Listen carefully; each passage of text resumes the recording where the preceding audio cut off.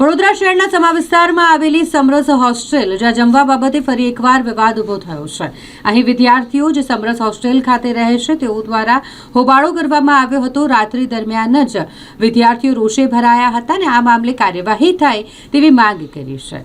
તેમના જણાવ્યા મુજબ યોગ્ય ખાદ્ય તેલનો ઉપયોગ જમવાનું બનાવવામાં કરવામાં નથી આવતું। જે રોટલી તેઓને આપવામાં આવે છે તે રોટલી પણ યોગ્ય લોટનો ઉપયોગ કરીને બનાવવામાં નથી આવતી, જે તેઓના સ્વાસ્થ્ય સાથે ચેડા થઈ રહ્યા હોય માટે આ તમામ હોસ્ટેલના જે વિદ્યાર્થીઓ છે તેઓ રોષે ભરાયા હતા, હોબાળો મચાવ્યો હતો અને વહેલામાં વહેલી તકે તેઓને યોગ્ય જમવાની સુવિધા હોસ્ટેલ ખાતે પૂરી પાડવામાં આવે તેવી માંગ કરી છે।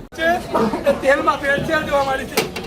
આ લોકો સનફ્લાવરનું તેલ વાપરે છે, એ લોકોને વાપરવાનું છે સિંગ તેલ। નાના નાના છોકરાઓ બીમાર પડે છે, તારો જવાબદાર કોણ? આ રોટલી જો આવી રોટલી બનાવીને આપે છે। આવું તો ખાતા આવી રોટલી તો કુતરા બી નહીં આ રોટલી જો એ બધી વસ્તુઓ હાઇજીન વગરની વાપરવામાં આવે છે, છોકરાઓ બીમાર કરે છે। કોઈ સાહેબ લોકો જવાબદાર નથી। અત્યારે કોઈ પણ સાહેબ પ્રેઝન્ટ નથી અહીંયા, તો છોકરાઓ બધા જાય ક્યાં?